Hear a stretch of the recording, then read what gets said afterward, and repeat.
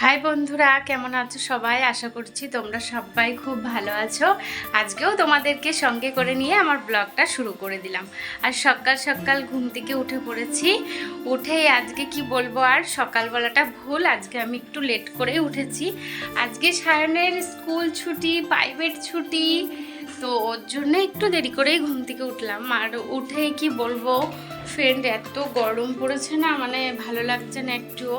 ঘুম থেকে ওঠার পরেও মনে হচ্ছে মানে ঘুম ঘুম চোখে, আর কি একদম ভালো লাগছে না। তো উঠেই আগে খাবার করতে শুরু করে দিয়েছি।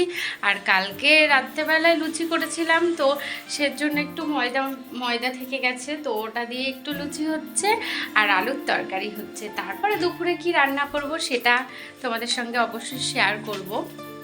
আর আজকে একটু কচুর শাক নিয়েছি, যে দাদুর থেকে মাঝে মধ্যেই কচুর শাক নেওয়া হয়, সেখান থেকেই নেওয়া হয়েছে।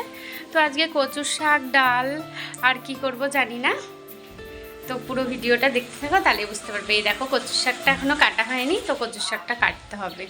জানি না কখন কি করব, আগে সকালের খাবারটা খেয়ে নিই, তারপর তো দেখতে থাকো।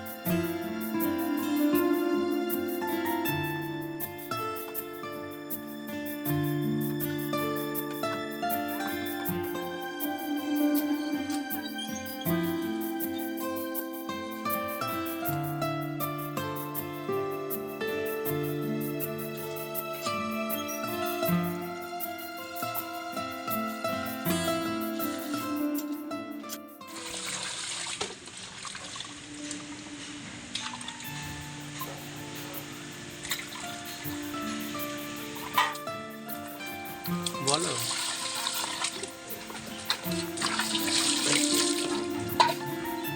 রুই মাছ খেতে খুব ভালোবাসে, পোনা মাছ, তার জন্য রুই মাছ আনতে বলেছি, এনে দিয়েছি।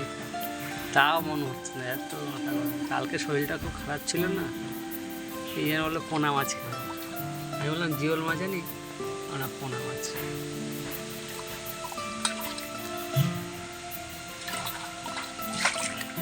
হয়েছে, কখন রান্না যে করবা বুঝতে পারছি তো। ও বলছে আমি চান করি, মাছগুলো ধরছে, আমাকে তো চান করি দাও।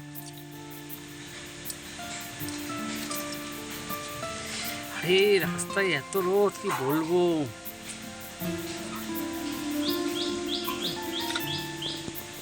অর্ধেকটা ভিজেই গেছে ভাই।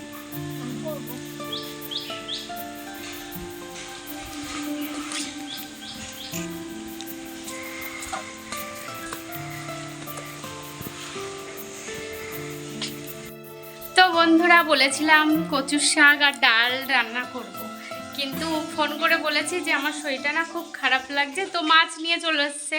আর কচুর শাক রান্না করব না, মাছটাই রান্না করব। আর এই দেখো, মাছ আর ভাত বসিয়ে দিয়েছি। তো এই কেবলমাত্র বাইরের সব কাজ করে আসলাম। আর বাইরের কাজটা করতে অনেকটা সময় লেগে গেছে, কারণ শরীর খারাপ থাকলে না কাজ করতে একদম ভালো লাগে না, তাও যেটুকু না করতে হয় আর কি। তো অনেকটা বেলা হয়ে গেছে, আর বেশি কথা বাড়াবো না, আজকের ব্লগটা এখানে শেষ করব। তোমরা সবাই খুব ভালো থাকবে, সুস্থ থাকবে, আবার দেখা হচ্ছে কালকে। বাই।